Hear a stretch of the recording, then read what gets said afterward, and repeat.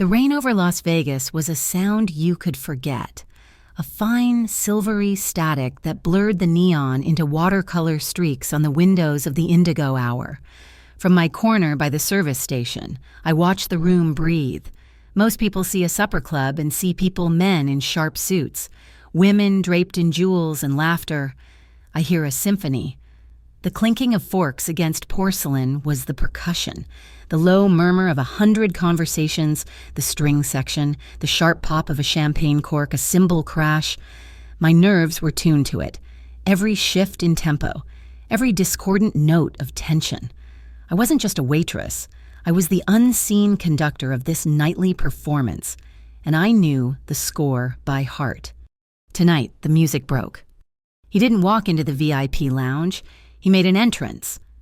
The room's steady 4/4 rhythm stumbled, falling into an uneasy adagio. Dante Viridian. The name itself was a minor chord played in a dark room. I'd only ever seen him in hushed photographs online. The whispered king of the Obsidian Orchestra, a name too elegant for the kind of business he conducted. In person, he was less a man and more a presence. Wrapped in a suit so black it seemed to absorb the low, amber light. A violin case was held loosely in one hand, but it was his smile that held the real threat. It was a sharp, polished thing, a blade sheathed in charisma. He and his entourage, a collection of granite-faced men who moved with the unnerving silence of predators, swept into the private chamber at the back. The one soundproofed with velvet and secrets. My manager, a man who sweated even in the cold, gestured frantically for me. Table 7, just water, don't speak unless spoken to. Mara, don't look them in the eye, just be wallpaper. I grabbed a silver tray and a crystal pitcher, the condensation cold against my fingers. Inside the chamber, the air was thick with the scent of expensive cologne and something else, something metallic and sharp like ozone after a lightning strike. Dante Viridian was leaning against a grand piano, not playing it but commanding it with his presence. He was laughing, a sound that wasn't joyful but was instead full of sharp, dangerous edges. He slid a sheet of manuscript paper onto the piano's polished surface. "A little composition of mine," he announced to his men, his voice a smooth baritone that coiled around the room. The men, his capos, his lieutenants, whatever they called themselves, looked at the paper with blank, uncomprehending eyes. It wasn't music, not in any traditional sense. There was no melody, no harmony. It was a string of single, stark notes, arranged in a sequence that felt mathematically cold. $10 million, Dante said, the words falling into the quiet room like stones into a still pond. To anyone who can translate it, tell me what the song is about. A heavy silence followed. His men who could probably break bones as easily as I could pour water, were musically illiterate. They stared at the page as if it were written in a dead language. One of them, a thick-necked man with a scar bisecting his eyebrow, grunted, "Boss, it's just notes." Dante's smile widened. "Everything is just notes, Rex, until you understand the arrangement." I stood by the door, tray held steady, my mind racing. My grandmother, who played the accordion in a traveling circus long before I was born, used to send letters like this. She'd hide poems, messages, warnings to her sister across the country, not in words, but in the spaces between the notes. It wasn't about the notes themselves. She'd told me, her voice smelling of cloves and memories. It was about the intervals, the distance you travel from one to the next. That was the key. My eyes scanned the page from across the room, a perfect fourth up, a major second down, a tritone. It wasn't music. It was a substitution cipher, a lexicon of leaps and falls. Each interval corresponded to a letter, a number. It was a language I hadn't heard in 20 years, but one my heart had never forgotten. The man named Rex Callum, the one with the scar, caught my glance. A smirk twisted his lips. "What's the matter, sweetheart?" he sneered, his voice a low growl. "You think you can read the funny dots? Get the boss his water and stop staring." He turned to Dante. "I've got $5 grand that says the only thing she can read is a drinks menu." My breath hitched. The room, the men, the danger it all faded into a low hum. All I could see were the notes. All I could hear was my grandmother's voice. Listen to the silence between, Mara, that's where the truth lives. I didn't realize I was moving until I was standing beside the piano. I kept my eyes down, focused on the sheet music, under my breath. So low it was barely a whisper. I began to translate. Perfect fifth up. G, minor third down. E, major sixth up. My lips moved without conscious thought, my mind a flurry of calculations, transposing intervals into alphanumeric characters, a string of them, longitude and latitude, a date, a time. It was a set of coordinates, a delivery schedule for something they called a black box. I'd just laid bare the entire logistical spine of their operation. I finished the last sequence and my whisper died out. The silence that fell then was different. It wasn't heavy or tense. It was absolute, a perfect, terrifying void where the room's symphony had once been. I could feel every pair of eyes in that chamber fixed on me. I finally lifted my head. Dante Viridian was staring at me. His polished smile was gone, replaced by an expression of utter stillness. And then, he blinked. Just once. A slow, deliberate drop of his eyelids that seemed to last an eternity. In a man so composed, it was as loud as a gunshot. It was the rarest of things, pure, unadulterated surprise. Rex Callum's jaw was slack, his earlier arrogance replaced by a pale, shocked look. Dante recovered first. A low, soft chuckle escaped his lips, a sound that was far more unnerving than his laughter had been. Well, he murmured, his dark eyes scanning my simple black uniform, my worn-out shoes, my trembling hands. The wallpaper has a voice. He gestured to the pile of cash on a side table that I hadn't even noticed. It's yours. 10 million? Every instinct screamed at me to take it, to run, to disappear. $10 million was not just life-changing, it was a new universe. No more rent I couldn't pay.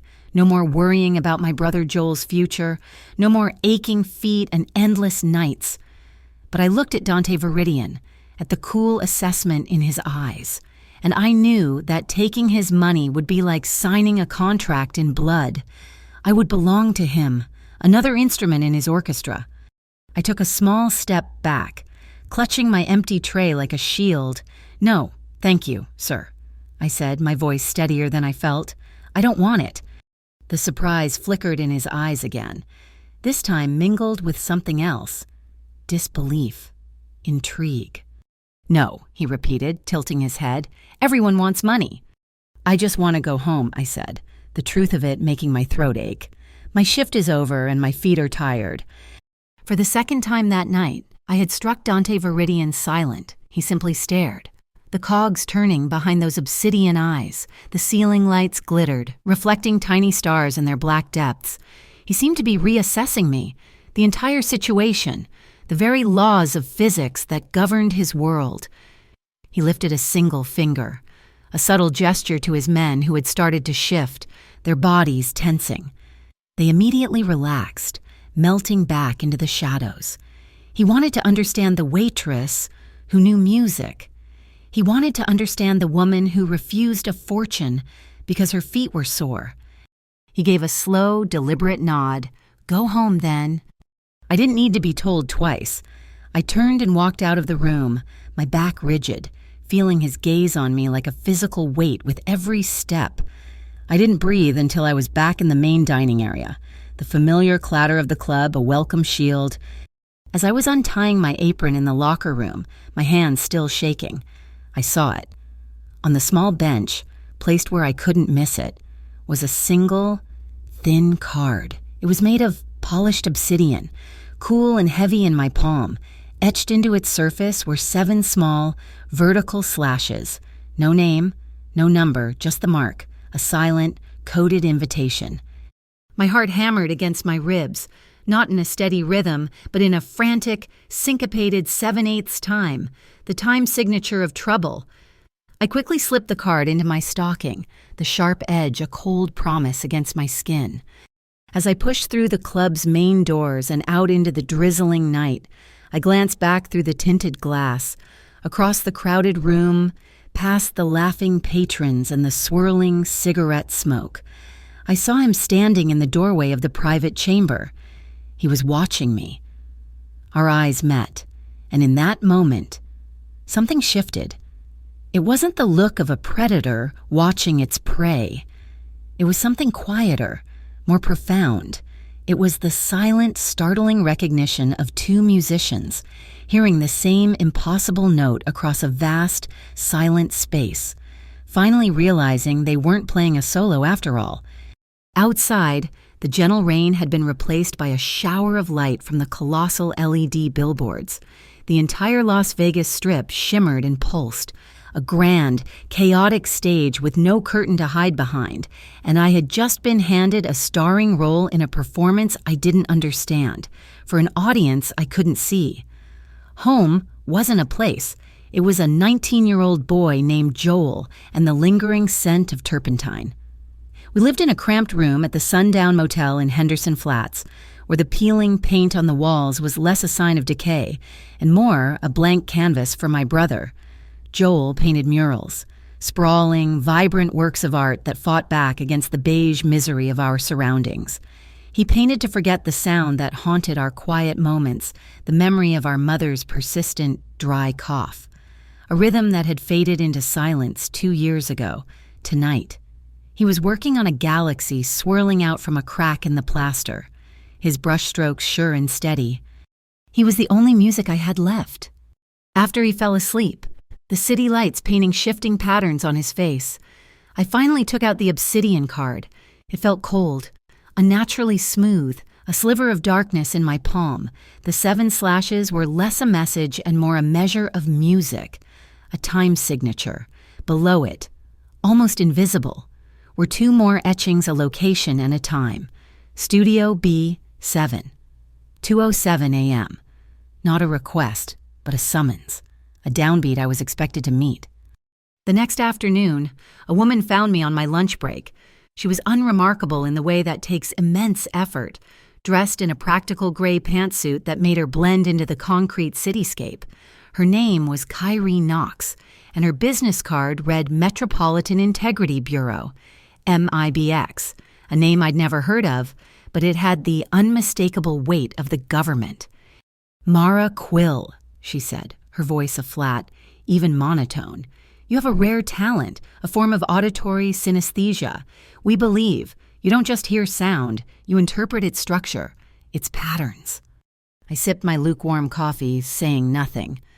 "Dante Viridian has been a person of interest to us for a very long time," she continued, unfazed by my silence. "He communicates in ways we can't decipher. Encrypted audio files, coded musical phrases. He's a ghost in the machine. We want you to be our acoustic interpreter. Help us translate him." I thought of Joel, of the quiet life I fought to build from tips and tired feet. I thought of the cold obsidian card and the silent command it carried. Inviting one predator into my life was madness. Inviting 2 was a death wish. "I'm a waitress," I said, pushing my chair back. "I think you have the wrong person." I walked away, feeling her analytical gaze follow me all the way back to the restaurant. That evening, a delivery arrived at the motel's front desk. It was a large, extravagant bouquet of lilacs, their scent so powerful it filled our small room, overpowering the turpentine. It was the smell of the old backstage dressing rooms my grandmother used to describe, a scent of glamour and decay. Tucked inside was a small, crisp card. The handwriting was an elegant, sharp script. Music doesn't lie. People do. There was no signature. There didn't need to be. Joel, drawn by the scent, looked at the flowers with a frown. "Who are those from—" "No one," I said, my voice too quick. Later, I found him sketching in his notepad, his charcoal stick flying across the page. He was drawing a man in a sharp suit, his back to the viewer, conducting an orchestra of shadows with long, graceful hands. The figure was unmistakable. My blood ran cold. "Joel, who is that?" I asked, trying to keep my voice light. He didn't look up. I don't know. Just a man I dreamed about. He was making music out of all the city's quietest sounds. He paused, tapping the charcoal against the page. He felt loud. The next day, my manager called me into his office. He was sweating more than usual, dabbing at his forehead with a crumpled handkerchief. He wouldn't meet my eyes. "Mara," he stammered. "Mr. Callum paid me a visit this morning." Rex Callum, the man with the scar and the sneer. He strongly suggested that it would be in the best interest of the club if you kept to yourself. No talking about the clients, no. Remembering things. He finally looked at me, his eyes pleading. "I can't afford to lose my license. Mara, just pour the water. That's all." I nodded, a knot of ice forming in my stomach. Later that day, the head of security mentioned that the audio feed on the cameras in the VIP section had mysteriously cut out. The video worked fine, but the rooms were now officially silent, a warning, delivered in the absence of sound. At 1:45 a.m., I put on my most practical shoes, told a sleeping Joel I was going for a walk, and caught the bus heading downtown. Studio B7 was in a part of the city that progress had forgotten. It was the last standing building on a block slated for demolition, a brick ghost with boarded-up windows. A faded sign above the door read, "Vesper Loom Records." A phantom label. The door was unlocked. The inside smelled of dust and old magnetic tape. A single bare bulb illuminated a cavernous recording studio. And in the center of it all, seated at a dusty Steinway grand piano, was Dante Viridian. He wasn't wearing his suit jacket, just a crisp white shirt with the sleeves rolled up his forearms. He didn't look up as I entered, his fingers moving fluidly over the keys. He was playing a fugue. It was a complex, layered piece of music, with different melodic lines chasing each other, weaving in and out in a dizzying, mathematical dance. It was technically brilliant, but emotionally cold. It wasn't a song, it was a schematic. He played the final chord, letting it hang in the dusty air before the silence reclaimed it. Each theme, he said, his voice calm and resonant in the acoustic space, is a supply route. The first voice, the primary subject, is our main channel through the port, the counter subject. He played another, more intricate line. Is the air freight schedule. The episodes, the moments of free counterpoint, are our variable ground transport. He looked at me then, his dark eyes intense. "You heard the schedule in my VIP lounge. Now, listen to the map of the entire supply chain." My mind raced, connecting the musical patterns to logistical ones. The way the themes inverted suggested a reversal of a shipment, the use of stretto. Where the themes overlapped in rapid succession was a clear indicator of a consolidated, high-priority delivery. He wasn't just playing music, he was rendering his entire operation into sound. "What do you want from me?" I asked, my voice barely a whisper. He stood up from the piano, moving with a liquid grace that was both elegant and predatory.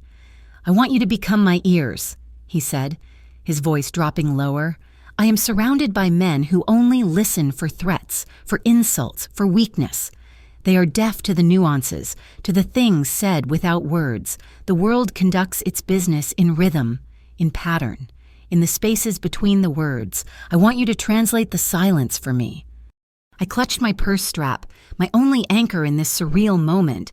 The fear was a cold, hard knot in my chest, but my grandmother's stubborn pride was in my blood. "I only serve food, Mr. Viridian."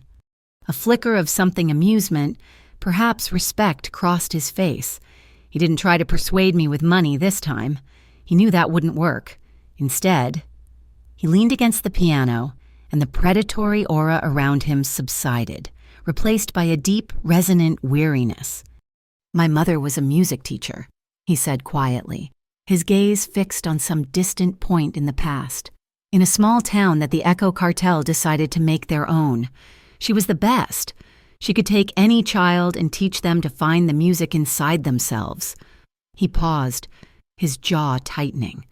They wanted her to teach their children. A status symbol. She refused. She said she wouldn't let their poison touch her art. His eyes met mine, and for the first time, I saw something beyond the calculated control. I saw a crack in the obsidian. They didn't like being told no. One night, they drove by her studio while she was teaching a free lesson for the neighborhood kids. They fired into the building. They didn't hit her, but they sent their message. His voice was flat, devoid of emotion, which made the story even more chilling. I am in this world, Miss Quill, not because I enjoy it, but because it is the only way to get close enough to the men who compose this kind of filth. I intend to burn their entire songbook from the inside out. I didn't believe him. Not completely. It was too perfect a story, too tailored to appeal to the part of me that understood art and principle. But as I listened, I heard something else.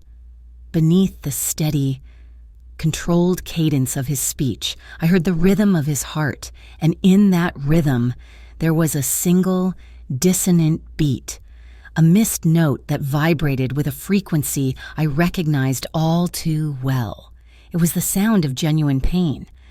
"I have one rule," I found myself saying, the words coming out before I could stop them. "We don't touch each other's private lives. You don't ask about me. I don't ask about you. We only touch the sound."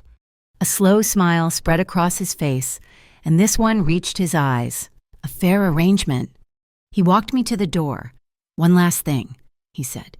"The rhythm of this city is controlled. The traffic lights, for instance, they aren't random. They run on a 4-minute loop. 166 seconds green, 3 seconds yellow, 71 seconds red, if you know the tempo. You can predict the flow. You can make the city dance to your tune." As I stepped out of the studio and into the cool night air, the words seemed like a strange, abstract piece of advice. 10 minutes later, they saved my life. A black sedan with no plates fell in behind my bus. When I got off at my stop, it slowed, its headlights cutting through the darkness. I started walking faster, my heart pounding a frantic allegro against my ribs. The car kept pace. There was nowhere to run, just long, empty stretches of road. Then I remembered his words. Know the tempo. I looked ahead to the next intersection. The light was green. I started to count in my head, estimating the cycle.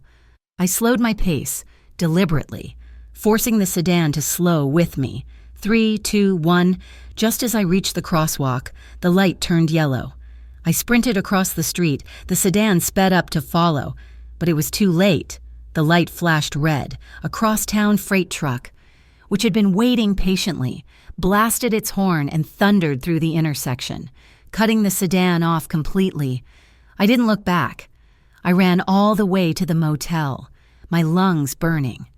Miles away, in a darkened surveillance van, Kyrie Knox watched the grainy footage from a traffic camera. She saw the black sedan, the girl walking, the sudden, perfectly timed sprint. She looked at the traffic grid data on another screen. It wasn't luck, it was timing.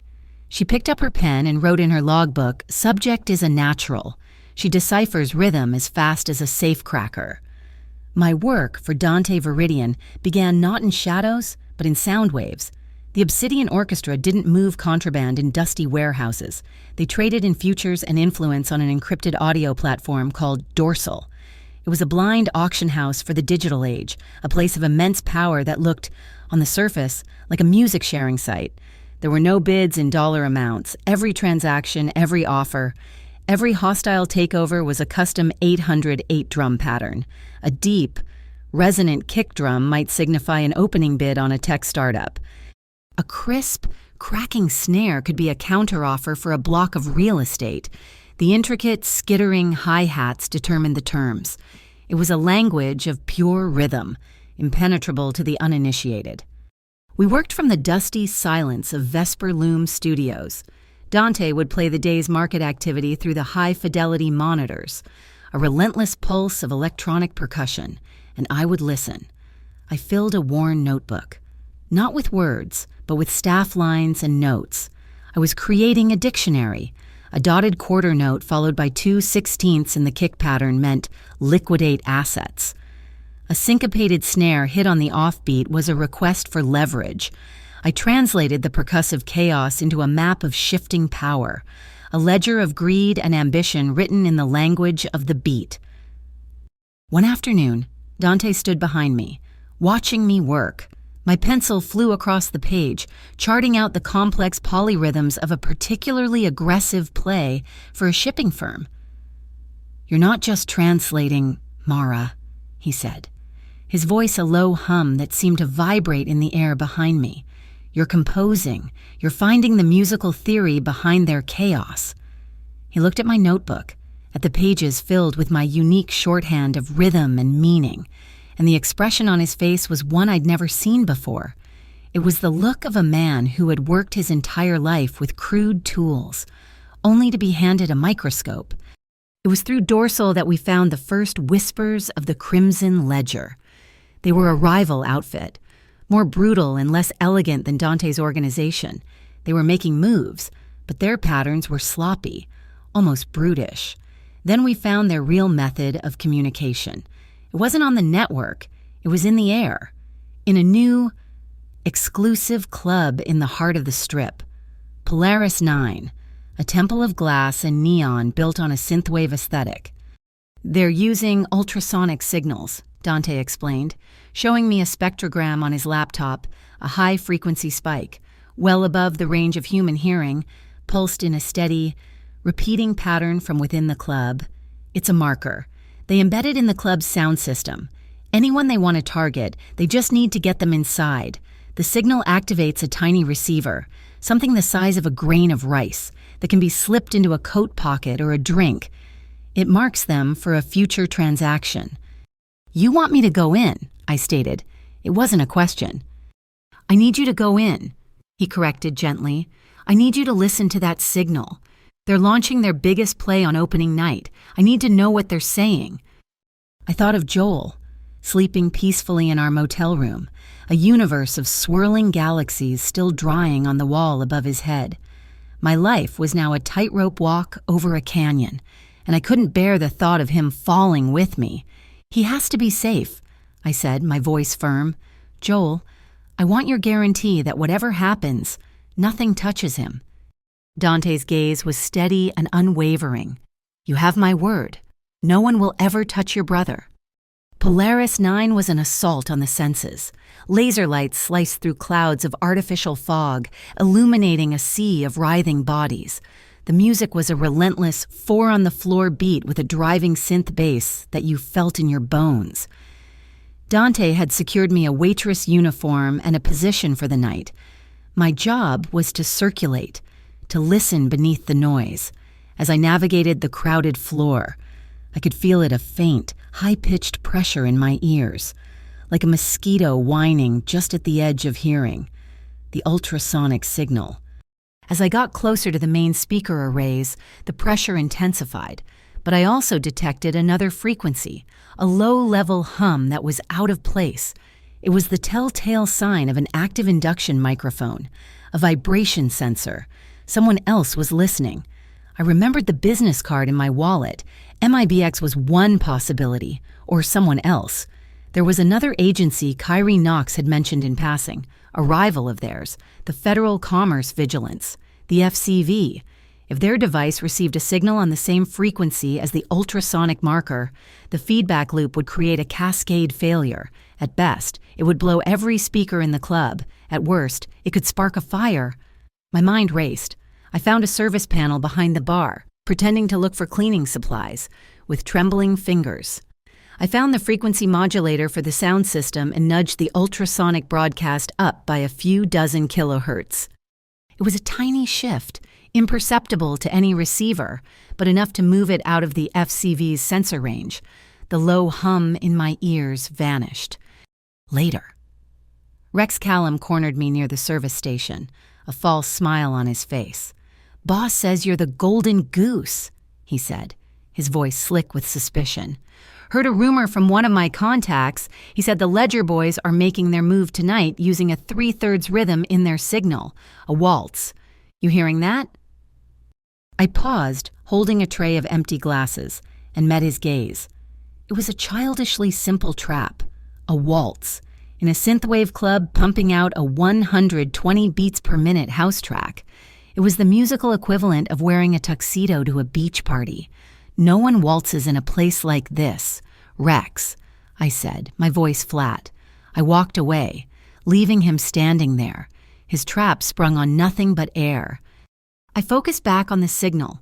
The ultrasonic pulses were a language of their own, a staccato burst of information. I closed my eyes, letting the thumping bass of the club fade away, and listened to the silent conversation happening all around me. A location, a time, a payload.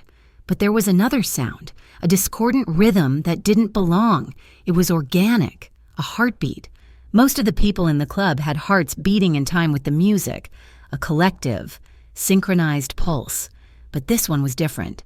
It was a rapid, unsynchronized gallop, a frantic, panicked rhythm hidden beneath a calm exterior. My eyes snapped open and scanned the room. My gaze landed on a bartender at the far end of the main bar. He was handsome, smiling, mixing drinks with a practiced flair, but his heart was screaming. I watched his hands. As he poured a drink for a man in an expensive suit, the target, I realized his other hand moved below the bar. I heard a faint, almost inaudible fizz, the sound of a chemical reaction. He was mixing something into the drink. There was no time to shout, no way to get there. I looked across the club and saw Dante, standing in a shadowed alcove, watching me. I lifted my hand to my tray.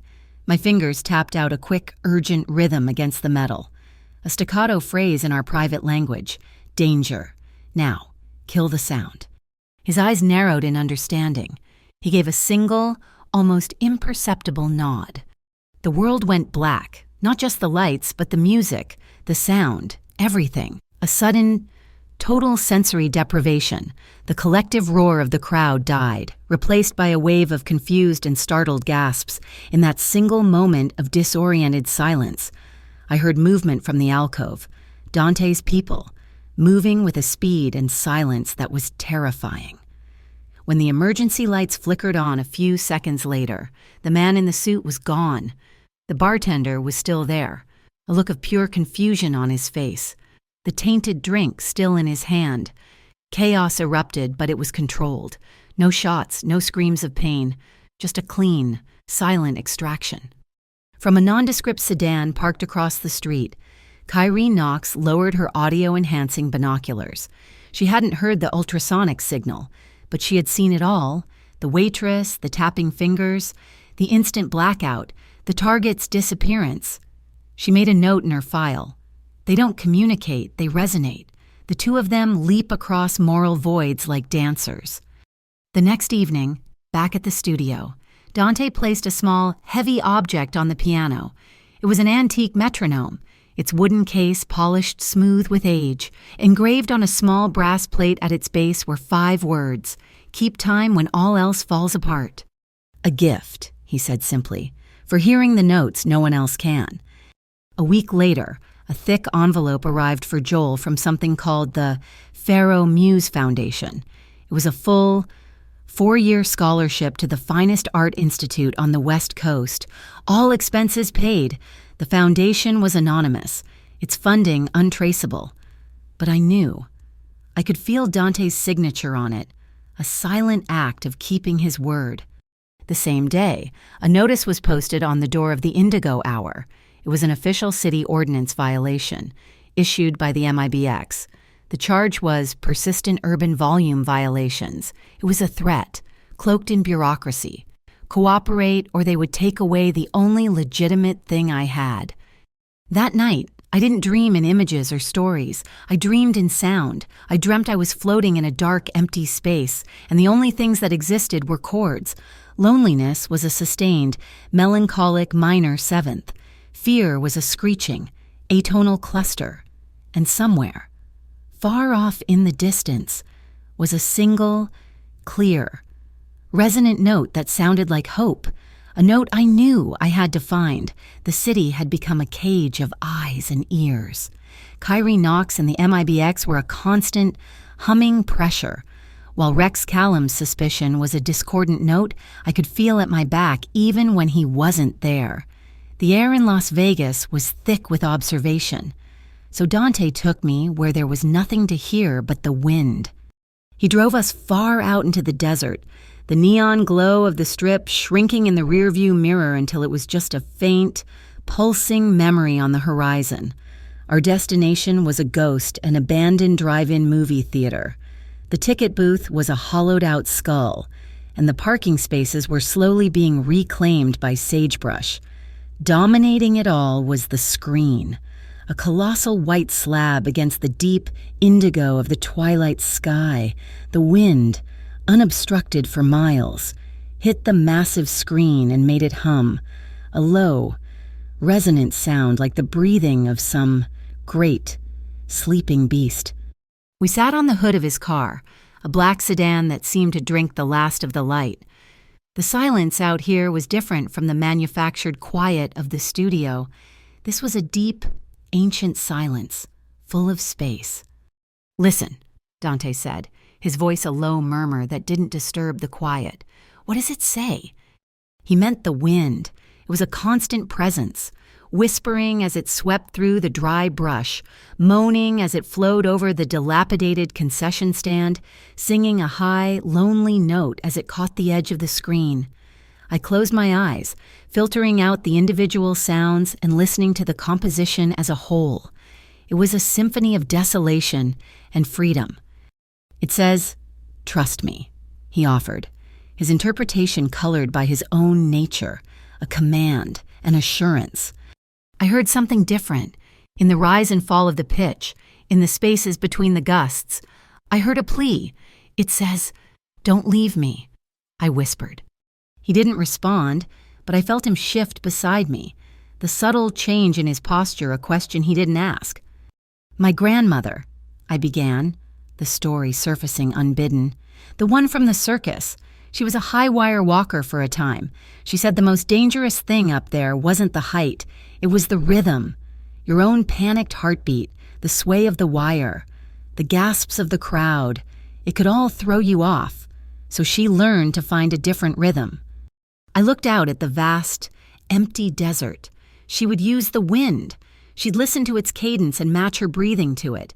She'd find the beat in the flapping of the tent canvas and time her steps to that. She taught me how to find the music in things that aren't music, and how to hold on to it when you're scared. It's a way of not feeling so alone. Dante was a phenomenal listener. He didn't interrupt, didn't interject with his own experiences. He simply absorbed the story, his stillness a vessel for my words. He created a space where a memory I hadn't spoken of in years felt safe to emerge. Just then, a distant boom echoed from the direction of the city, followed by a faint, celebratory crackle. Someone was setting off fireworks. It was miles away, a harmless burst of light and sound, but beside me. Dante flinched. It was almost imperceptible, a slight tensing of his shoulders, but I saw his hand resting on the hood of the car, and it was trembling, a fine, uncontrollable tremor, the vibration of a string pulled too tight. The memory of his mother, the gunshots fired into her studio. The sound had an echo in him, a phantom limb of pain that ached decades later. Without thinking, my hand moved to cover his. I didn't grab or clutch. I simply laid my palm over the back of his hand. His skin was warm against the cooling desert air. I could feel the frantic, unsteady pulse in his wrist, a hummingbird's rhythm of old trauma. His fingers, which I had only ever seen move with absolute precision over piano keys or a sheet of music, were rigid. For a long moment, he remained frozen. Then, slowly, as if surrendering a piece of himself he had guarded his entire life, his fingers curled up and laced through mine. His tremor subsided, his pulse gradually slowing until it found a steadier, calmer beat against my own. He turned his head, and in the faint starlight his eyes were no longer the impenetrable obsidian I was used to. They were dark pools of a vulnerability he never showed anyone. The carefully constructed fortress around Dante Viridian had a crack in it, and I was standing right inside the breach. The distance between us vanished without a word. The movement was slow, a magnetic pull that felt both inevitable and terrifying, a crescendo building note by note. His free hand came up to cup my jaw, his thumb stroking my cheek, a touch so gentle it seemed to question its own right to exist. Our foreheads touched, and we stayed that way for a long moment, just breathing the same air, our heartbeats a quiet percussion in the vast silence. When he kissed me, it was not with the fire and fury I might have expected from a man like him. It was a question, a slow, tentative exploration, a deep, resonant chord of tenderness and restrained longing. There were no clever words, no grand declarations.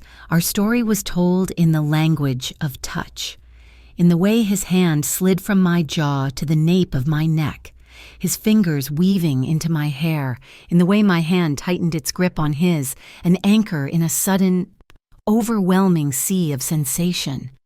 He was the conductor, and I was the music, and for the first time, the composition felt like it was being written for two instruments.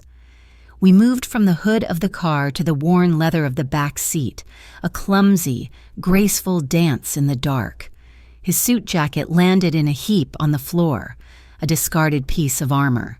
The moonlight, slicing through the dusty car window, traced a silvery path along his collarbone, down my arm.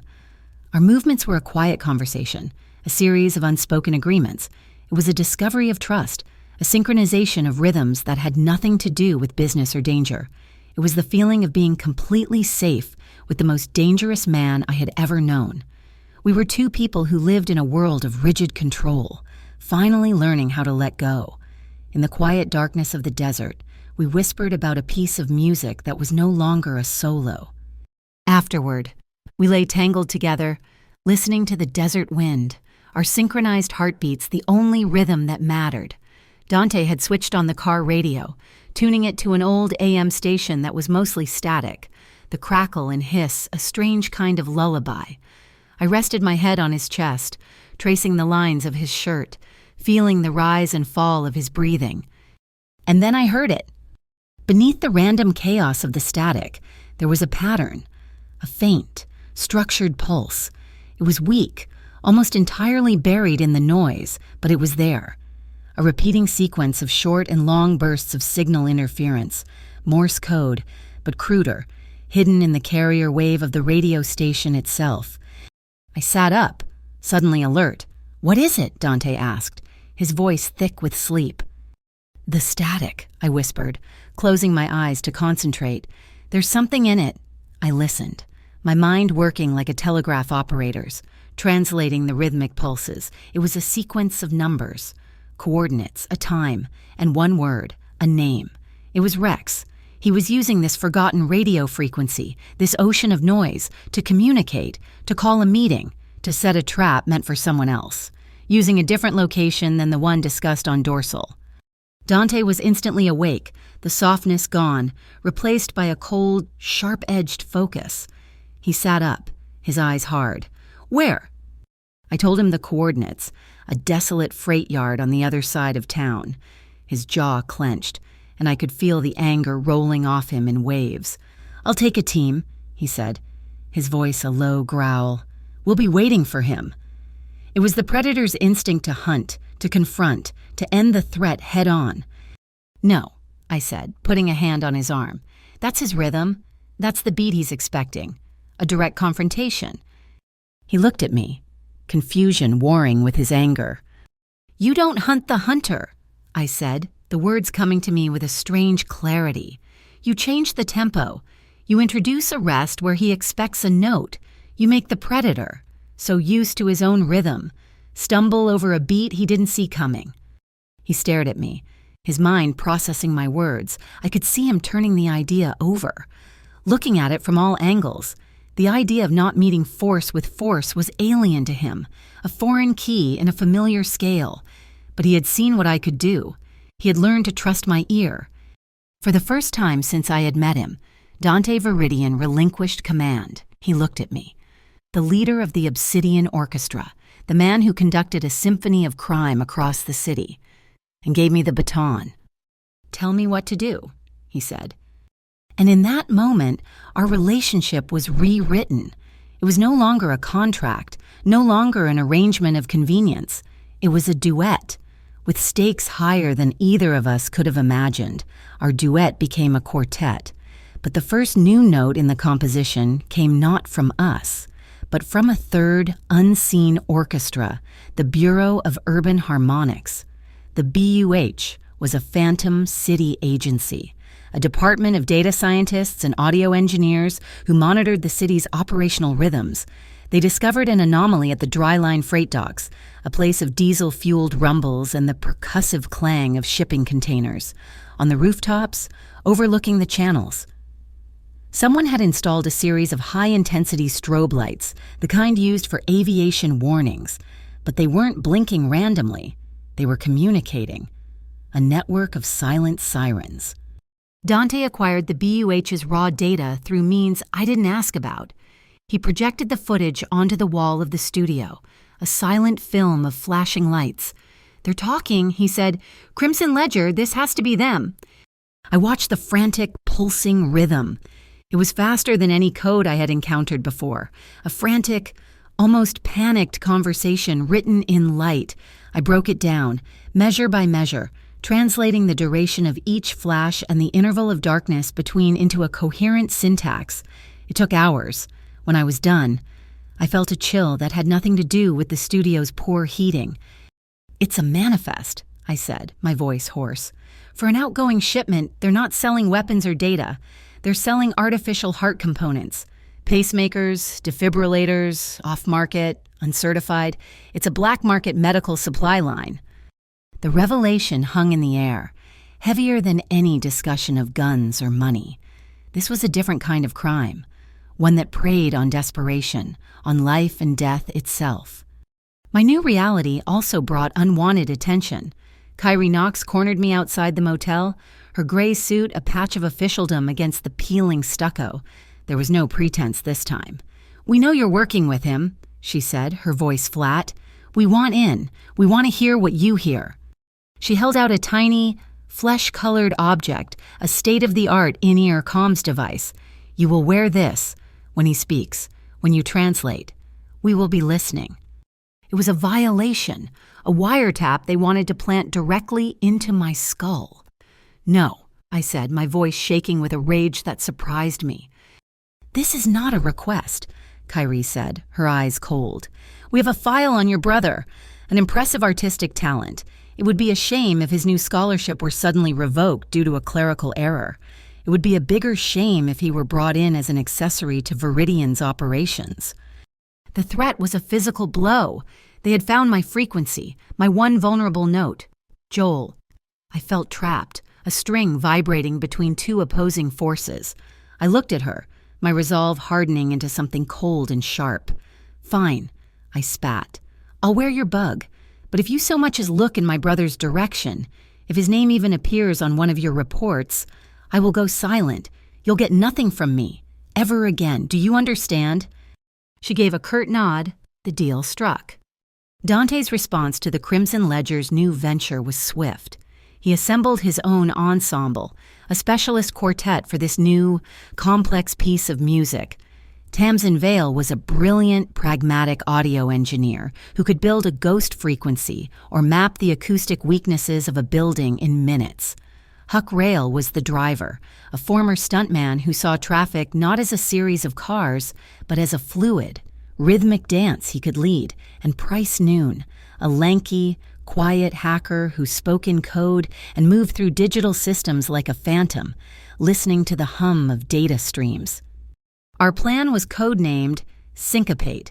The ledger's transactions for the medical parts were all routed through Dorsal, using a new set of audio codes.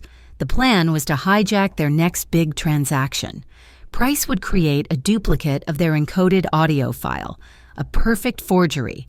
My job was to subtly alter the rhythmic structure of the fake file, changing the embedded delivery coordinates from their secure warehouse to an abandoned cold storage facility Dante's organization controlled. Lapis Yard. Tamsin would then broadcast our forged audio file over their network at the precise moment of the transaction, creating a seamless swap. Huck would be waiting to secure the shipment. We gathered in the studio to plan, the air thick with technical jargon and nervous energy. Rex Callum was there, observing, his presence a constant, low hum of distrust. As Tamsin explained the intricacies of carrier frequencies, her assistant, a quiet woman named Lena, handed out schematics. I watched Lena's hands. She was right-handed. I'd noticed it before, but as she listened to Tamsin, her left hand was tapping out a nervous, syncopated rhythm on her thigh. 1, 2, 3, 4, 1, 2, 3, 4, a waltz. I froze.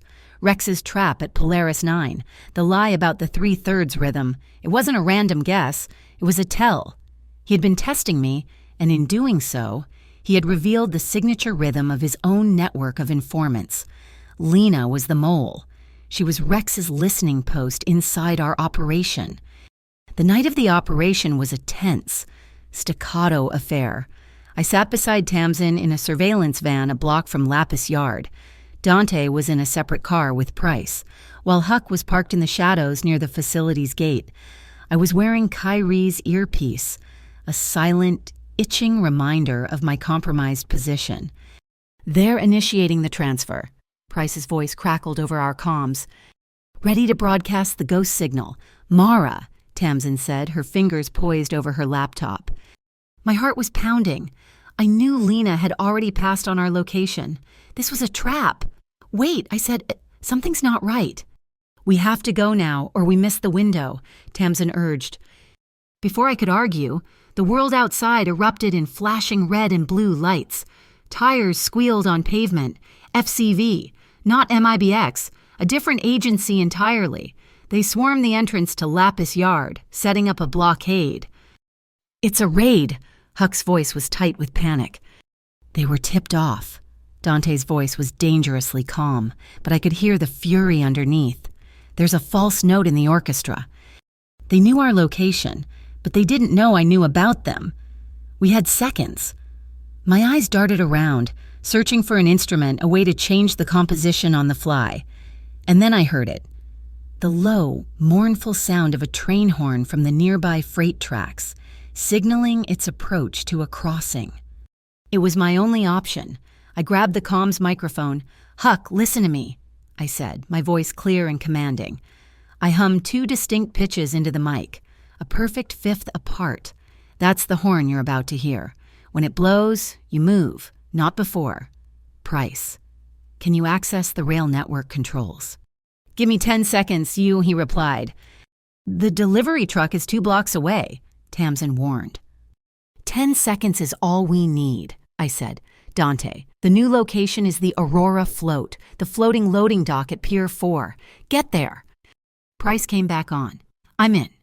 What do you need, Mara?" "Make the train sing," I commanded.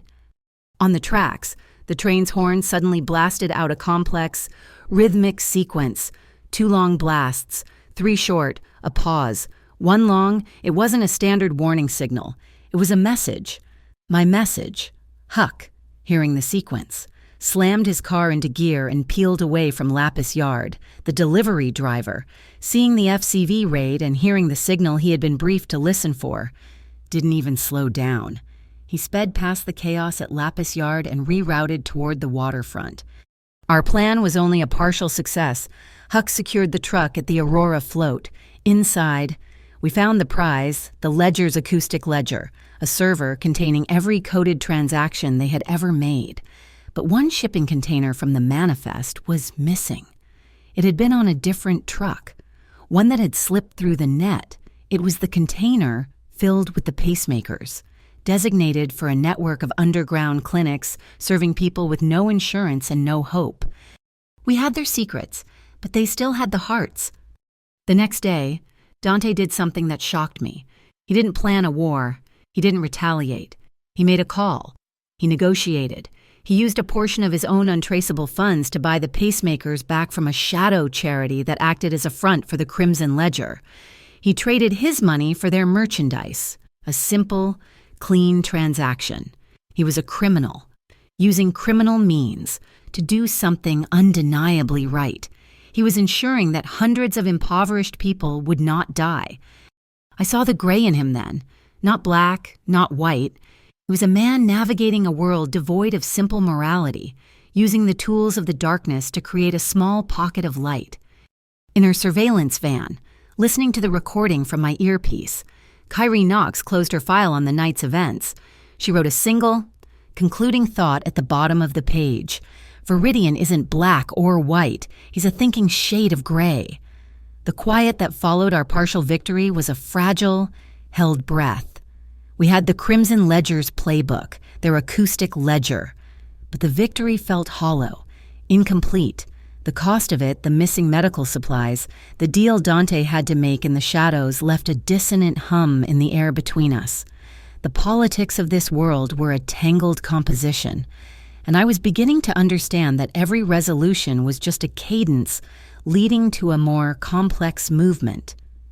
The new movement began with a perversion of our language. A video file arrived on Dante's secure network, addressed to him, but meant for me. There was no sound. The screen was black, except for a single, blindingly bright light, flashing in a frantic, terrifying rhythm. It was a silent, strobing ransom note. In the center of the light's glare was the battered, bruised face of Huck Rail, his eyes wide with fear. Rex Callum had made his move. The video was his declaration of war, a formal announcement that he was a double agent for the Crimson Ledger. The flashing light was the demand me, in exchange for Huck. I watched Dante as he viewed the file. The calculated composure he wore like armor dissolved, burned away by a white-hot rage. His hands clenched into fists, the knuckles white. He was a man built of control, but seeing one of his own broken and used as a bargaining chip sent a tremor through his entire being. This was the raw, untempered fury I had only glimpsed before. "He wants a trade. He'll get one," Dante snarled, his voice a low growl that was more animal than human. "I'll go myself. I'll walk right into his trap and tear him apart from the inside." "No," I said, my eyes fixed on the screen, on the pulsing light. "That's the downbeat. That's the first note of his song, and he's expecting you to play it. We can't." My mind was already working, filtering out the horror of Huck's face and focusing on the rhythm. It was a complex polyrhythm, a message layered within a threat. While Dante paced the studio like a caged tiger, I transcribed the light patterns. It was a location, a time. But underneath the main rhythm, there was a subtler pulse, a ghost frequency in the light. It was a secondary message, a piece of arrogant boasting. It gave the location of what he called the kill point, the place where the exchange was meant to turn into an ambush. The Orion Cooling Tower, an old, decommissioned industrial structure on the edge of the city. Just as I deciphered the last word, my phone buzzed. It was a picture message from Joel, and he was so proud. He'd found a new wall, a place he said had great acoustics. The picture showed him standing in front of a vast, curving concrete wall, the base of a colossal, cylindrical tower. He was smiling, his face smudged with paint, a can of spray paint in his hand. My blood turned to ice.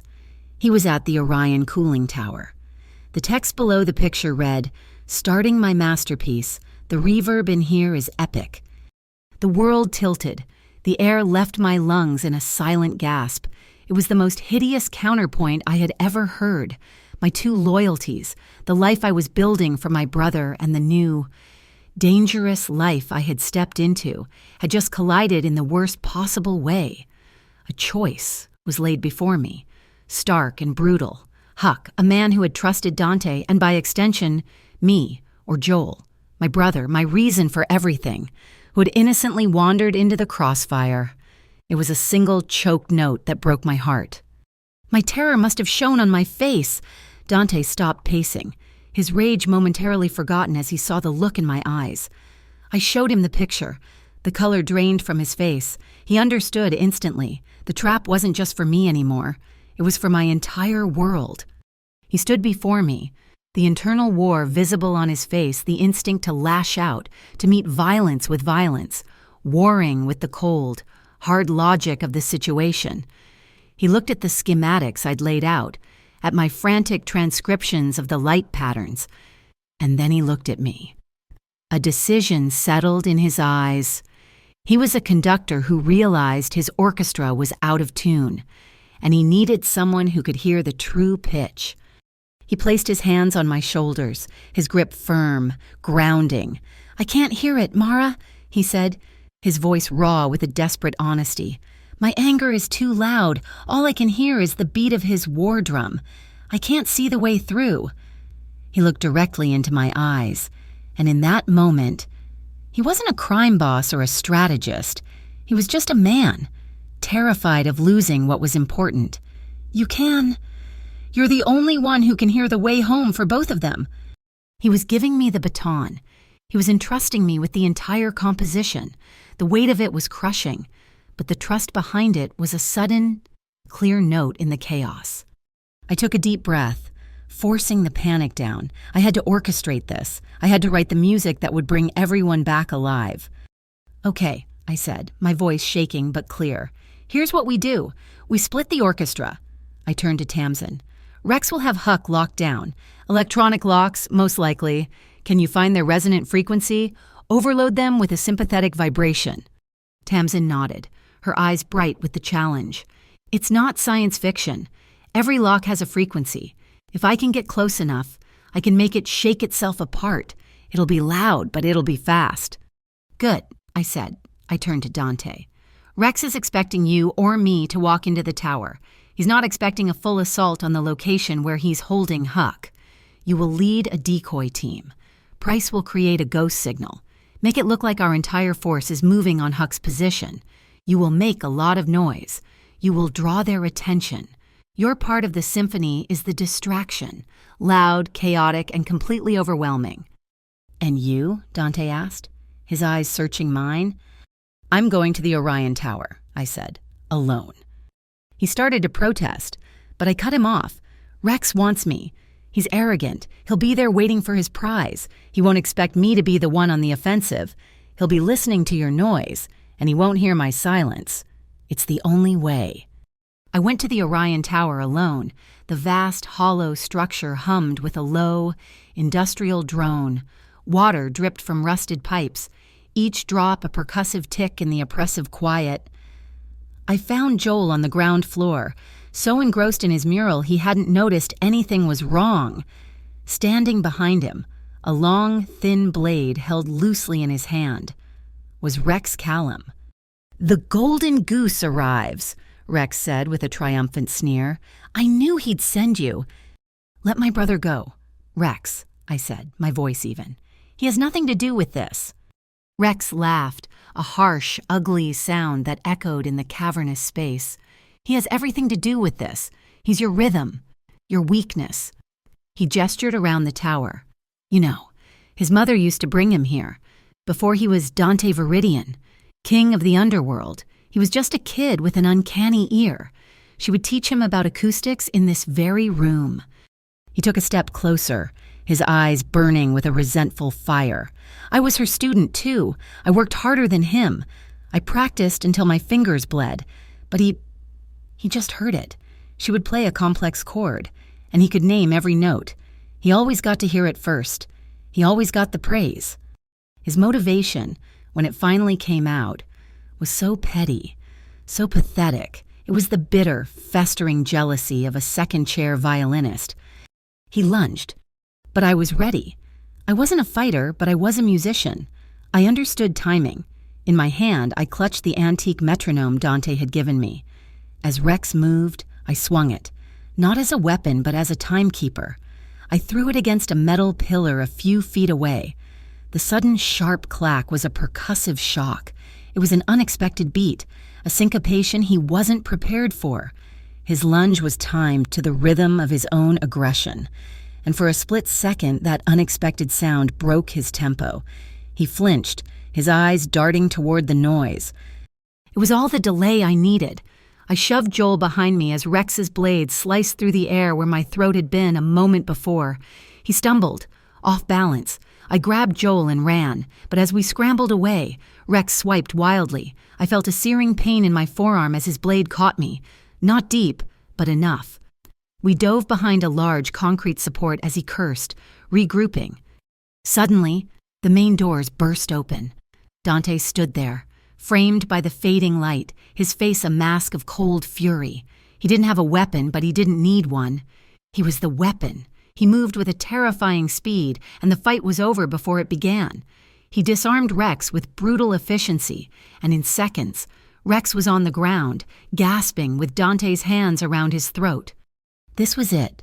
The old rhythm, the law of his world, an eye for an eye, a life for a life. He was going to kill him. I saw the decision in the tightening of his muscles. "Dante, no!" I shouted. He looked at me, his eyes wild. He saw the blood on my arm. Joel huddled behind me and his face hardened. "This is how it ends," he growled. "No," I said, my voice pleading. "You told me you wanted to burn their songbook. Don't become another verse in it. Write a different ending."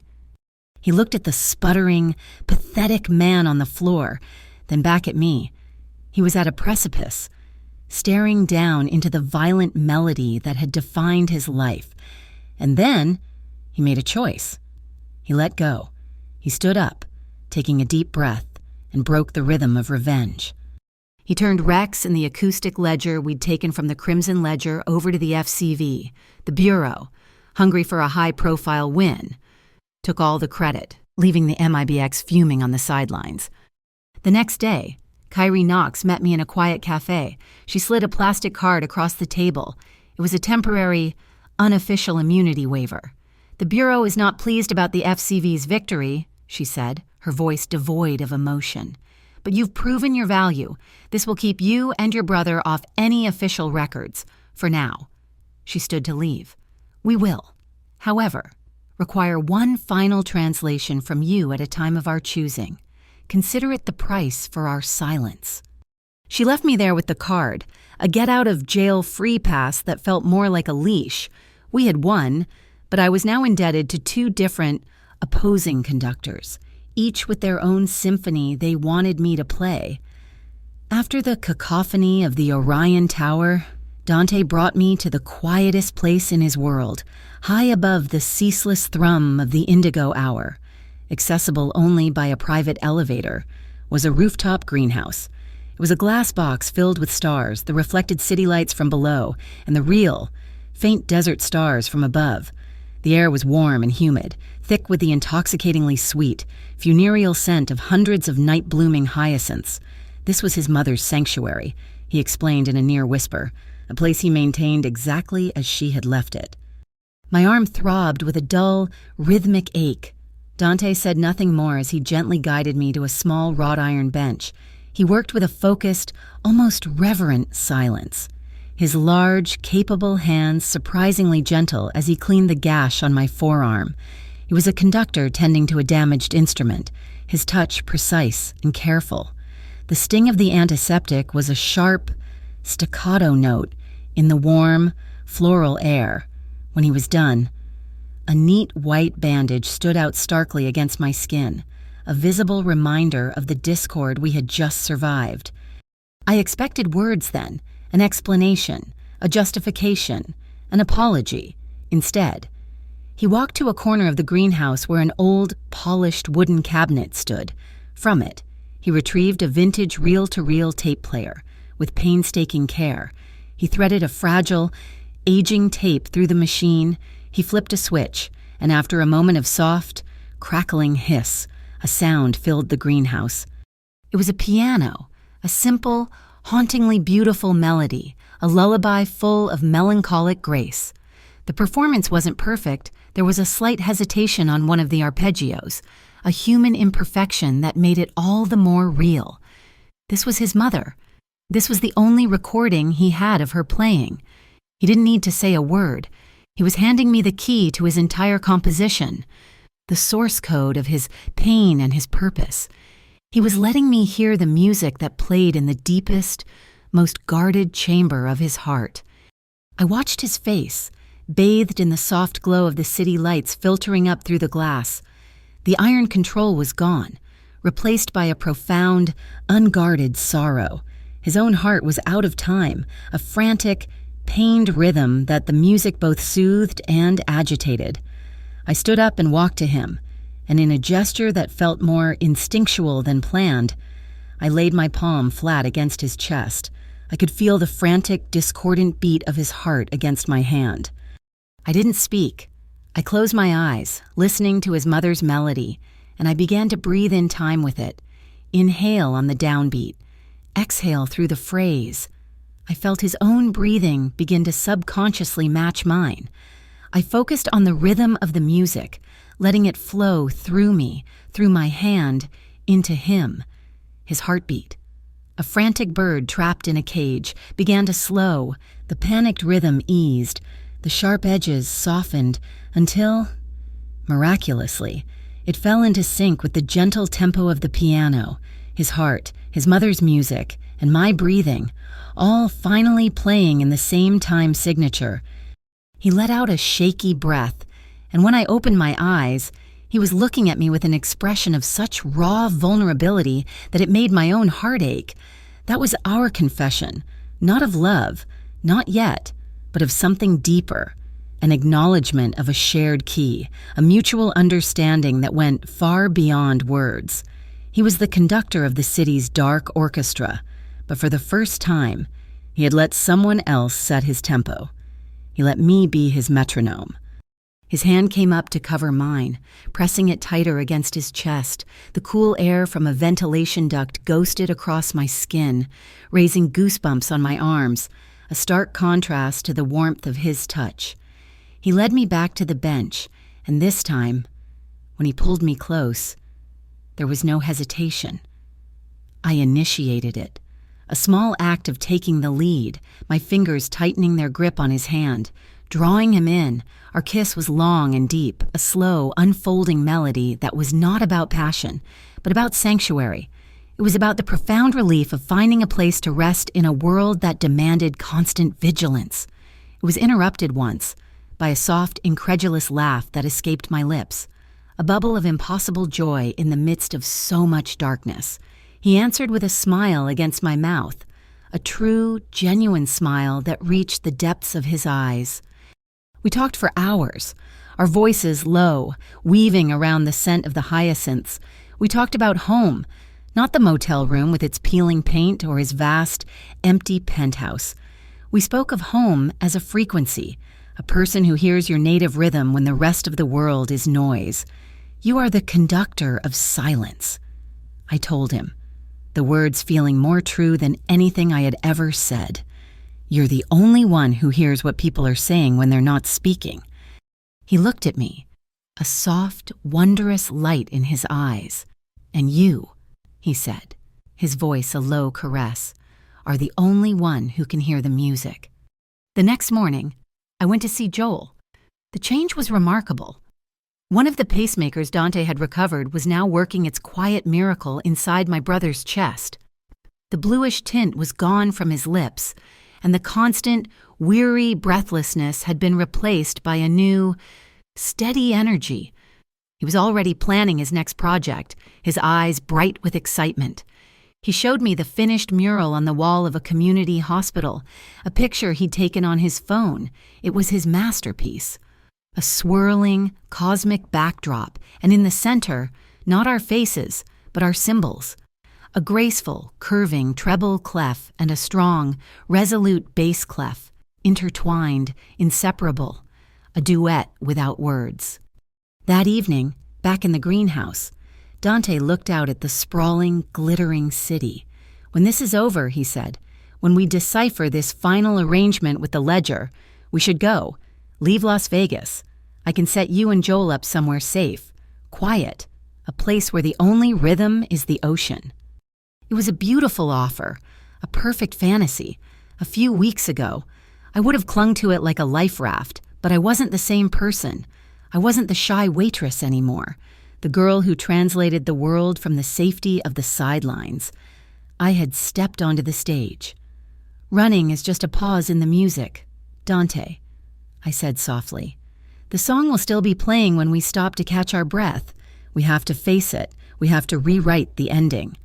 He turned to me, a question in his eyes. "We expose them," I said, the idea blooming in my mind, audacious and terrifying. "We don't fight them in the dark. We drag them into the light. We use their own methods against them. We use art. We use music." The plan took shape between us, a shared composition. We would use Dante's newly acquired funds to host a high-profile charity concert, Hearts in Harmony. To benefit the city's underfunded cardiac care units, the audience would be the city's elite, the press, the philanthropists, and the vipers hiding among them. And the music itself, a new concerto, would be our weapon. I would embed their crimes into the very fabric of the score. Every illicit transaction from their acoustic ledger, every dirty deal, would be translated into a musical motif. When the orchestra played, we would be broadcasting their sins for the entire world to hear.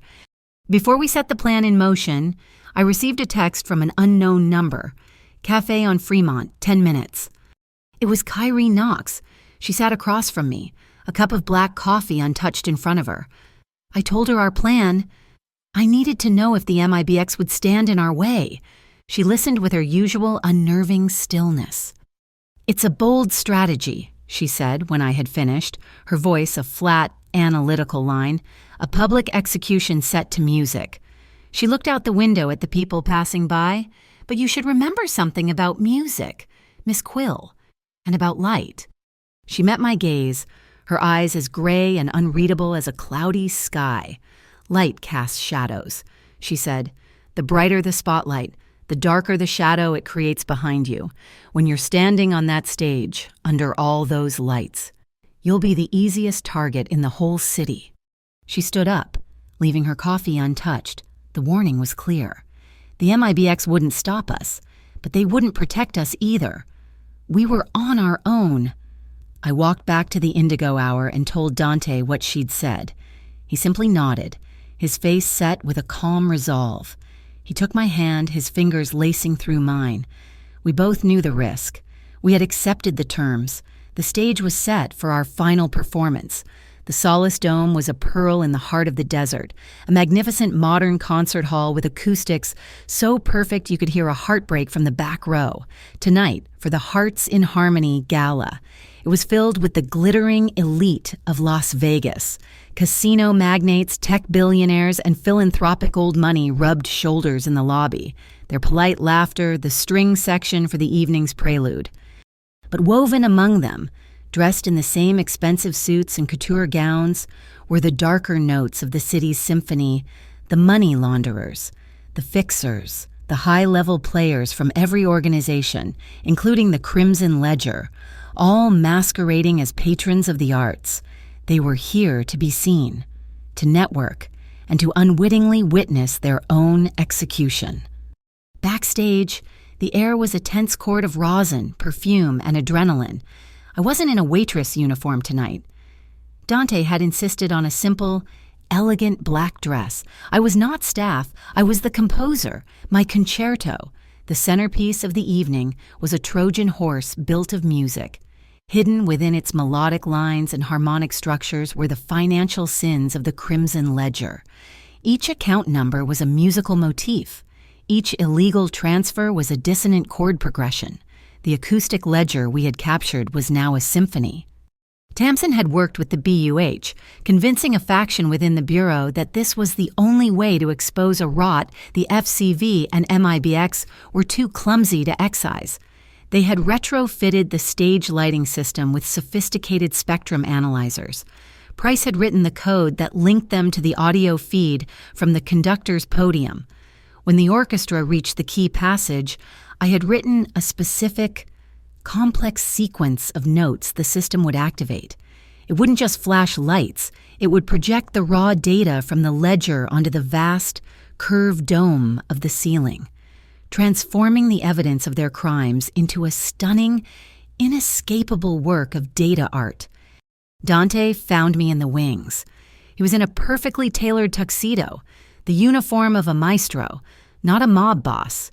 He looked completely at home, his usual dangerous stillness now channeled into a conductor's focused calm. He handed me a small velvet box. Inside, nestled on a bed of satin, were a pair of simple, elegant earrings, each a single, teardrop-cut piece of quartz. "For clarity," he said, his voice a low, steadying bass note in the pre-show jitters, "so you can always hear the true pitch." He helped me put them on, his fingers warm against my skin. For a moment, we just stood there, the chaos of the orchestra tuning up around us a world away. He was about to step onto a stage and declare war on a powerful enemy, using my music as his weapon. He was betting everything on my ability to hear the truth. Then he walked onto the stage. The applause was thunderous. He bowed, turned to the orchestra, and raised his baton. A hush fell over the 1,000-seat hall. He looked out, his gaze sweeping over the audience, over the guilty and the innocent, and then his eyes found mine, standing in the shadows of the wings. The entire world narrowed to that single, unbroken line of sight. It was a silent promise, a shared downbeat. He gave a small, almost imperceptible nod. Then the music began. The concerto was a story of a heart, beginning with a fragile, searching melody in the strings. It was my story, Joel's story, the story of the people whose lives the ledger had gambled with. The music swelled, growing more complex, more agitated. The motifs began to appear. The coded data of the Crimson Ledger's accounts, woven seamlessly into the orchestration. A sharp, aggressive brass fanfare represented a shell corporation in the Caymans. A frantic, skittering woodwind passage was a series of rapid-fire transfers designed to muddy the trail. To the audience, it was a thrilling, modern piece of music, to me, and soon to everyone. It was a confession. I watched the faces in the front rows. Severn Blaze, the purported philanthropist and head of the Crimson Ledger, was sitting there, a smug, satisfied look on his face. He was enjoying the show, completely unaware that he was listening to his own eulogy. The concerto reached its crescendo. The final movement, this was it. The music built, layer upon layer of sound, a frantic, complex wall of harmony and rhythm. Dante's movements became sharper, more intense. He was not just conducting, he was commanding, wrestling the very sound from the air. The orchestra responded, playing with a fire and precision that was breathtaking. Then came the moment, the point of no return, a sudden, dramatic rest, a collective intake of breath that left the entire hall in stunned silence. In that perfect, still moment, Dante's eyes found mine again. He raised his baton. He was giving me the final beat, the last word. I nodded. He brought the baton down, and the orchestra exploded into the trigger phrase, a complex, dissonant chord that seemed to tear a hole in the fabric of the silence. The effect was instantaneous and biblical. The stage lights flared, and beams of structured light shot up to the ceiling. The dome, a moment before a dark, starless sky, was suddenly alive. Swirling, intricate patterns of light and color bloomed across its surface. A beautiful, abstract galaxy of information. The data from the ledger names, account numbers, transaction dates was rendered as a stunning, undeniable work of art. A collective gasp went through the audience. At first, it was wonder. Then, as names and numbers became clearer, the wonder turned to confusion, and then to dawning, horrified recognition. Severn Blaze's face went from smug satisfaction to ashen disbelief. He reached inside his jacket, pulling out a small device. He pressed a button. Nothing happened. The lights stayed on, the data still swirling above us, in the wings. Price gave me a thumbs up from behind his laptop. He had anticipated their move, creating a ghost network, an uninterruptible power supply for the light and soundboards that bypassed the main grid entirely. The hall erupted. It wasn't a panic, it was a schism. The innocent were frozen in shock, while the guilty scrambled. Shouts echoed through the magnificent acoustics, and then the doors burst open. Men in tactical gear swarmed in from all sides, but they weren't unified. On one side, the FCV, moving with brute force, On the other, the MIBX, led by Kyrie Knox, moving with a cold, calculated precision. The two agencies immediately began shouting at each other, a jurisdictional turf war breaking out right there on the marble floors as their targets scattered.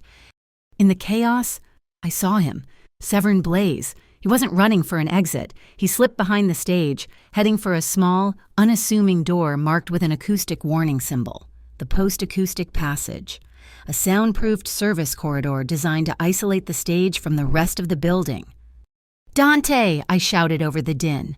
He was already moving, vaulting off the stage, his conductor's tuxedo a black slash in the flashing emergency lights. We met at the door and plunged into the tunnel after Blaze. The silence was a physical blow. The corridor was an anechoic chamber, every surface covered in thick, sound-absorbing foam. The roar of the concert hall vanished, replaced by the thumping of my own heart. The only light came from dim, emergency fixtures on the floor. It was a sensory deprivation trap. We couldn't hear him. We could barely see. "How do we find him?" Dante whispered, his voice a dead, flat thing in the sound-sucking air. I put my hand on the metal wall. We listen with our hands. I felt for a vibration, a tremor, anything. The tunnel was a long, straight tube, but I could feel a faint, rhythmic shuddering through the steel plates under my feet. His footsteps. "This way." We ran, our own steps swallowed by the foam. I led us by the vibrations, a trail of breadcrumbs only I could feel. But then the vibrations stopped. The tunnel opened into a junction, branching in 3 different directions, and the air was suddenly filled with a high-pitched whine, an ultrasonic noise that scrambled my senses, masking any subtle vibrations. A sonic jammer. "We lost him," Dante said, frustration roughening his voice. I closed my eyes, trying to block out the high-frequency noise. I needed a resonator, something to focus the tiny, residual vibrations of his movement. My hand went to my ear, the quartz earring, a gift for clarity. I took it off, the smooth, cool crystal a solid thing in my trembling hand. I knelt down, placing the earring gently on the cold concrete floor at the center of the junction. Quartz vibrates at a stable, predictable frequency. It would ignore the chaotic, high-frequency noise of the jammer and resonate only with the low-frequency, rhythmic vibrations of a person's movement. I watched it, holding my breath. For a second, nothing happened. Then the teardrop of crystal began to tremble, vibrating almost imperceptibly, and it began to rotate, its pointed tip turning slowly, inexorably, toward the left-hand tunnel. It was a compass needle, pointing the way.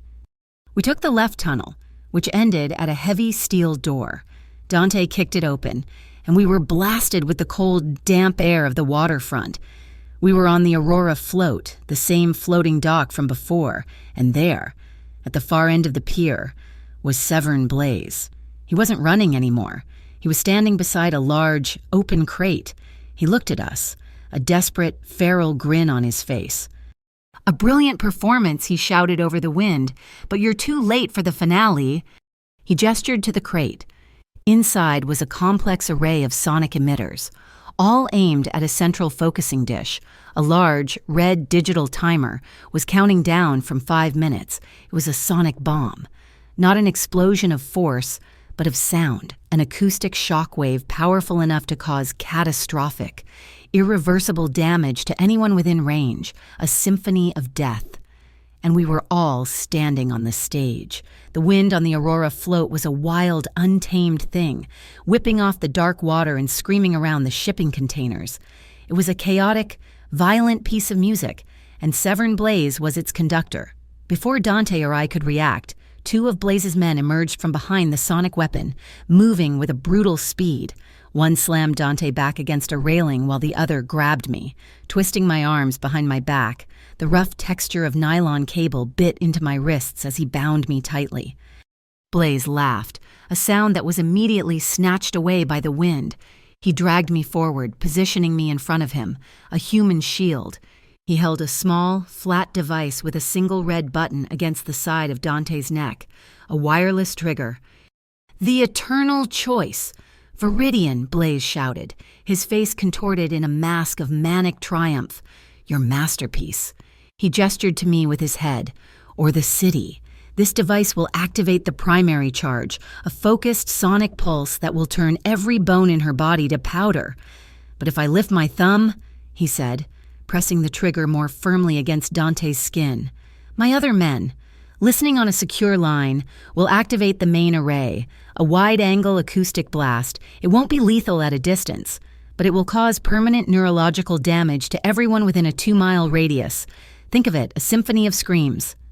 The digital timer on the bomb continued its relentless, silent countdown. 2 minutes. I saw the decision in Dante's eyes. He looked at me, his face a canvas of anguish and fury, and in that instant I saw him choose. He was going to lunge for the trigger, sacrificing himself and the city to save me.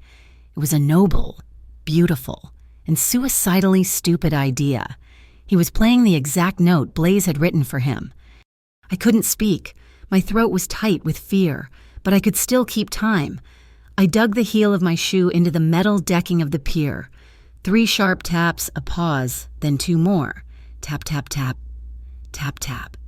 It was our rhythm, the private code we had developed in the quiet hours at the studio. It meant only one thing: break the rhythm. Dante's eyes flickered down to my foot, then back to my face. The suicidal fire in his gaze lessened, replaced by a flicker of questioning trust. He was listening. I had to give him a new piece of music to play. I closed my eyes, blocking out everything but the sound. I listened to the wind as it vibrated through the taut nylon cables binding me. Each cable was a string on an instrument, and the wind was the bow. Each one hummed at a specific frequency. I filtered through the noise, isolating the pitch of the thickest cable. The one looped around my waist. The frequency was fluctuating, not randomly, but in a slow, steady, repeating pattern, a rhythm. My mind raced, translating the hertz into a number. It was a rate, breaths per minute. The timer wasn't on a clock. It was a bioacoustic trigger, synchronized to the respiratory rate of the person standing closest to it. Severn Blaze. I opened my eyes and looked at Dante. I took a deep, exaggerated breath in, and then let it out slowly. Then another. I was conducting him, showing him the new tempo. He understood immediately. He closed his eyes. His body, which had been a coiled spring of tension, relaxed. The frantic, vengeful rhythm in his posture eased. He began to breathe, long, slow, meditative breaths, a technique I knew his mother must have taught him years ago to calm his own frantic energy. He was slowing his own heart rate, his own respiration, projecting a field of calm in the midst of the storm. Blaze was closer to the device, but Dante was a more powerful instrument. His biological rhythm was overriding Blaze's agitated one, pulling the sensor's focus. On the bomb's display, the timer began to drift. The numbers slowed, the seconds stretching out, becoming thick and sluggish. The countdown was falling below the threshold for activation. "What are you doing?" Blaze snarled. Seeing the timer falter, he looked from Dante's serene face to my desperate one, and he understood. With a roar of pure rage, he shoved me aside and lunged for the bomb's control panel. "If you want to play it slow, let's just skip to the finale." His fingers flew across the keypad, manually overriding the biosync and increasing the power output to its maximum setting. The timer snapped back into a frantic, accelerated countdown. 45 seconds. "Mara?" The voice was a shock, a familiar note in a foreign composition. "Joel?" He scrambled out from behind a stack of pallets, his face pale with terror but his eyes blazing with a desperate resolve. In each hand, he held a can of spray paint. He must have followed me. A tracker on my phone. A brother's intuition. It didn't matter.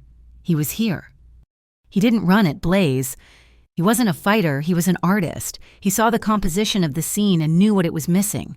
He ran towards the sonic device, and with 2 swift, practiced motions, he sprayed a thick, reflective silver stripe across the 2 largest emitter dishes, the focusing lenses of the weapon.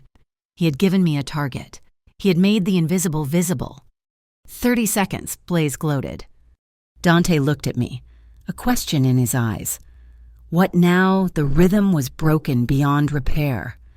"Kiss me," I said, the words coming out in a rushed whisper. He stared, confused. "Mara, this isn't the time." "Now, Dante," I insisted, my voice urgent.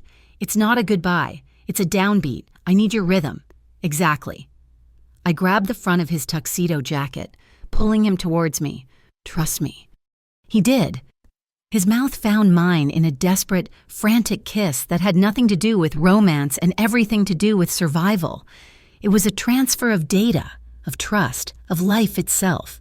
I put my hand on his chest, feeling his heart hammer against his ribs, a frantic, panic drum solo.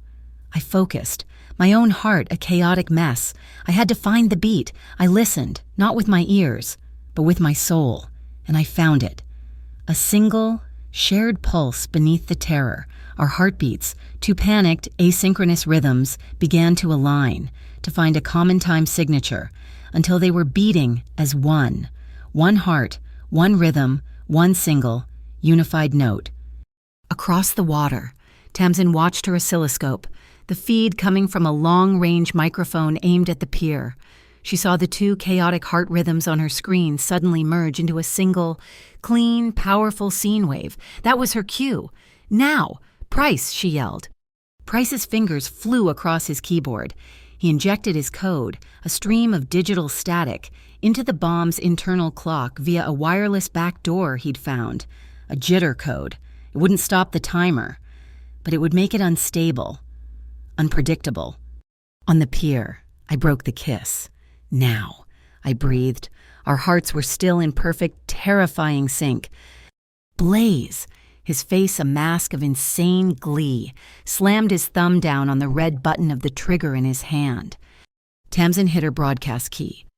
A wave of pure energy erupted from the device, but it wasn't sound, it was silence. A profound, deafening, absolute silence that was more powerful than any explosion. Tamsin's phase-inverted frequency had met the bomb's acoustic wave at the exact millisecond of its creation, turning it back on itself. The crescendo had collapsed into a vacuum. The sound wave had devoured itself. Severn Blaze stood frozen, his thumb still on the trigger, his face a mask of utter disbelief. The symphony of death had ended on a silent note. The silence was broken by the sound of approaching sirens and the clatter of boots on the pier. Kyrie Knox and her MIBX team swarmed the float, their movements precise and efficient. She walked straight past Dante and me, up to the catatonic blaze. She didn't use handcuffs. She snapped a wide, metallic collar around his neck. He opened his mouth to speak, but no sound came out. A sonic dampener, a silent command. She turned and looked at me, a single, appreciative eyebrow raised. She gave me a curt, almost imperceptible wink. "Have you translated enough for one lifetime, Miss Quill?" she asked, her voice the only sound in the sudden calm. Dante moved to my side, his knife a silvery flash in the strobing emergency lights as he sliced through the nylon cables binding my wrists. I stumbled forward, and he caught me. We clung to each other, the smell of salt and ozone and sweat mingling between us. I pressed my ear to his chest, beneath the fine fabric of his shirt. I could hear it, a steady, strong, living rhythm. A heart that was still beating, a song that was not over, and for the first time in a long time, it felt like it was playing in time with my own. The morning after felt like the day after a hurricane. The sky was a washed-out, exhausted blue. The news channels were a cacophony of carefully orchestrated noise, a symphony of spin. At a packed press conference in front of the Solace Dome, the city's various phantom agencies took their bows. The FCV, all bluff and bluster, claimed full credit for dismantling a vast, dangerous criminal enterprise. The MIBX, cool and aloof, countered by uploading terabytes of our acoustic evidence to a public server, a silent, damning rebuttal that stole the FCV's thunder. And in a strange, ironic coda, the Bureau of Urban Harmonics received a mayoral commendation for their role in maintaining the city's safe acoustic infrastructure. It was a masterclass in bureaucratic fiction, a story told in headlines and redacted reports that was far stranger than the one we had actually lived. Dante conducted his own press conference. He didn't hide. He stood before a phalanx of cameras and, in a calm, steady voice, announced the formal and permanent dissolution of the Obsidian Orchestra as a business entity. He didn't admit to any crimes. He simply stated that the organization was evolving.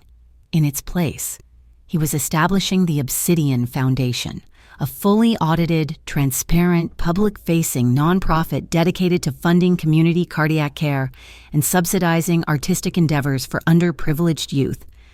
He was taking the machinery of his dark symphony and rewriting its entire score, transforming it from a tool of power into an instrument of grace. He was stepping out of the shadows and into the light, not as a king, but as a benefactor. I, on the other hand, retreated from the light. I turned down every interview request, every offer for a book deal, every plea for my expert analysis. My story was not for sale. Instead, I used a portion of the funds from the Hearts in Harmony Gala to rent a small, quiet studio space, far from the glitz of the Strip. I opened a free workshop for children with speech and communication disorders. I called it the Acoustic Canvas. I taught them to find their voice not in words, but in rhythm. We used drums, chimes, and tapping fingers to express joy, anger, and fear. I was teaching them how to give silence a language, how to translate the noise inside their heads into a music the world could understand. Joel's mural at the community hospital became a landmark, the duet without words, they called it. People came from all over the city to take pictures of the intertwined treble and bass clefs. It was hashtagged, shared, and became a symbol of the city's resilience, a piece of public art that told a secret story of survival and harmony. My brother, who had once painted galaxies on a crumbling motel room wall, was now painting hope onto the heart of the city itself. A week after the press conference, a slim, unassuming envelope arrived at my new studio. Inside was a single official-looking card. It was a permanent, non-expiring grant of full legal immunity, signed by a judge whose name I didn't recognize. Tucked in with it was a handwritten note on plain paper. The script was neat, devoid of flourish.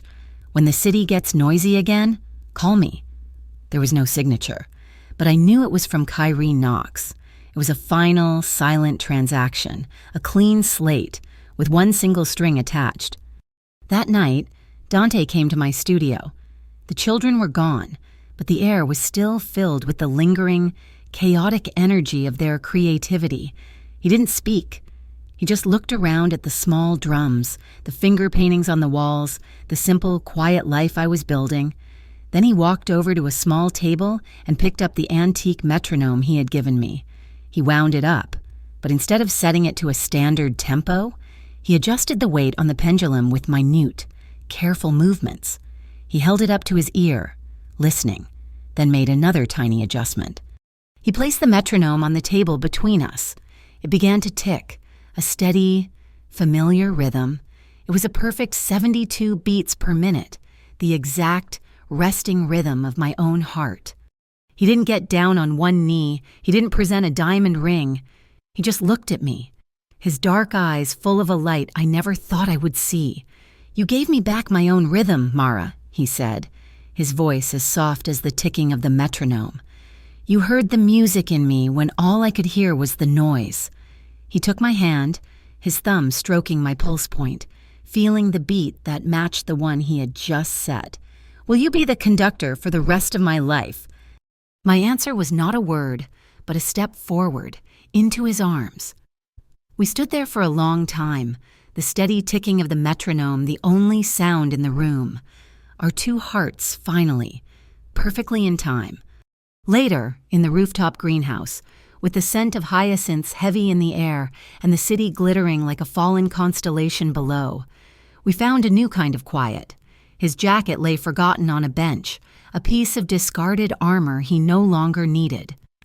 We stood by the glass, his arms wrapped around me from behind, my head resting against his chest. It was an intimacy born not of passion, but of a profound and unshakable trust. It was the warmth of his hand covering mine on the railing, the feeling of his chin resting gently on the top of my head, the shared, easy rhythm of our breathing.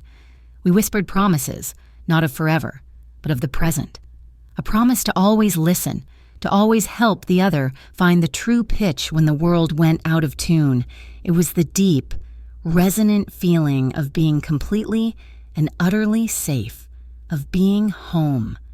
The old world faded like a final, dying chord. We saw a news report about Rex Callum being led onto a transport ship.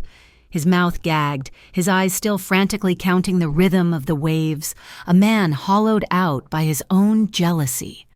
Severn Blaze, we were told, had vanished. He was entered into a top-secret federal program with the absurdly theatrical name of Echo Shield, a loose end tucked away to perhaps unravel another day. The main threats were resolved, the primary conflicts silenced. The Indigo Hour reopened, not as a supper club for the city's powerful, but as a benefit stage. The first performance of its new life was a simple one. A single stool was placed on the stage, and one of the cardiac patients who had received a pacemaker from Dante's Foundation sat on it. A sensor was attached to their chest, and for 3 minutes, the only sound in the packed, silent room was the strong, steady, amplified beat of their heart, a solo performance of a life saved, a rhythm of pure hope. Dante and I stood on the balcony of his apartment, looking out at the city, the relentless noise of Las Vegas, the sirens, the traffic, the distant thumping of a nightclub no longer felt like a threat. It was just a city, singing its chaotic, complicated song. We had learned to translate its noise into a kind of peace, to find the quiet moments between its frantic beats. He leaned down, his lips brushing my ear. "What do you hear now, Mara?" he whispered. I smiled, leaning back against him. "Our key." I said, "A perfect C major." Just then, my phone vibrated in my pocket. I pulled it out. It was a message from an encrypted unknown number. There were no words, just an attachment. I opened it. It was a single page of sheet music, a new composition, complex and strange, with a time signature I had never seen before. Scrawled at the bottom of the page, as if in a great hurry, was a single, handwritten note. "Translate this, if you want to save the hearts on the other side of the desert." I looked at the score, at the new, impossible music. Then I looked up at Dante, at the man who had learned to conduct the silence, and I smiled. "It seems," I said, showing him the phone, "we have an encore. Thank you so much for listening to this story. I'd love to know where in the world you're tuning in from, so please drop a comment below and let's connect and share our thoughts. If you enjoyed this journey, please subscribe to my channel, Mafia Boss Stories. Give this video a like and consider hitting the hype button to help this story reach even more listeners. Your support means the world.